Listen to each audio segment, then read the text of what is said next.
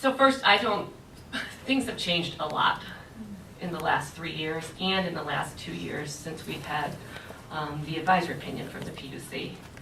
And some of you were here in March of 2017 when I voted to approve asking the PUC to do a supplemental advisory opinion, and that got voted, that did not carry the day. But that was over 18 months ago when I was concerned that I wanted to hear whether things that had changed were relevant to the ultimate conclusion. So from my perspective, first, it's not untimely. Things have changed considerably.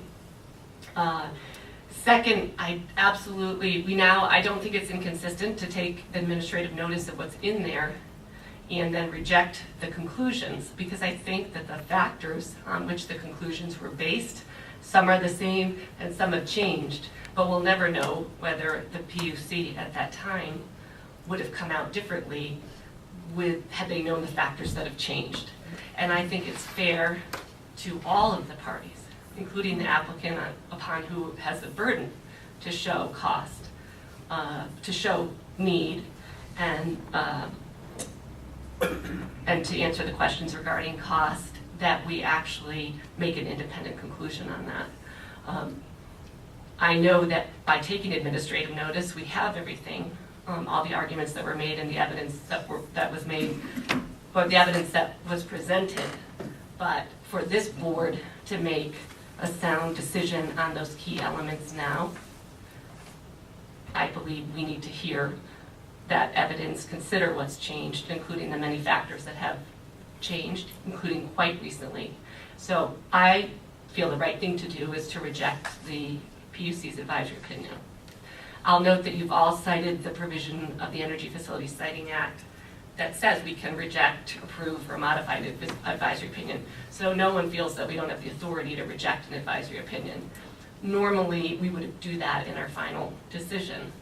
But again, I'll just say, I want you all to know that I'm rejecting it as the conclusions now, because I feel that you need to present updated evidence to make that case. So that's my opinion, and I'd love to discuss it or hear what you have. Maybe you should make a motion for discussion.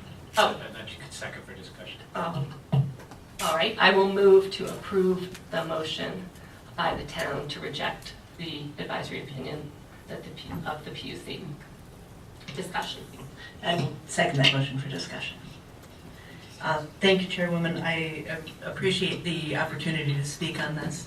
As was pointed out by at least two of the parties, in this initial part of the case, I was not present here. But having read through much of the file at this point, and having read the transcripts of the proceedings that have taken place that we have referenced today, I do feel that it is an accurate statement to say that the information that's in the advisory opinion of the PUC is stale at this point, and that we really do need to see some refreshed facts and have the opportunity to make a decision ultimately based on the best knowledge possible, which I don't believe is before us now in this opinion. So I would actually concur with the statements that you made and with your opinion that we should in fact approve the motion and reject the advisory opinion, and that we have the authority to do so based frankly only on the authorities and powers given to us as the Energy Facility Site Board.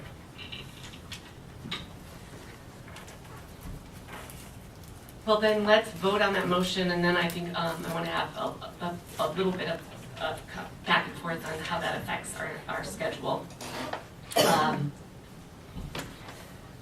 So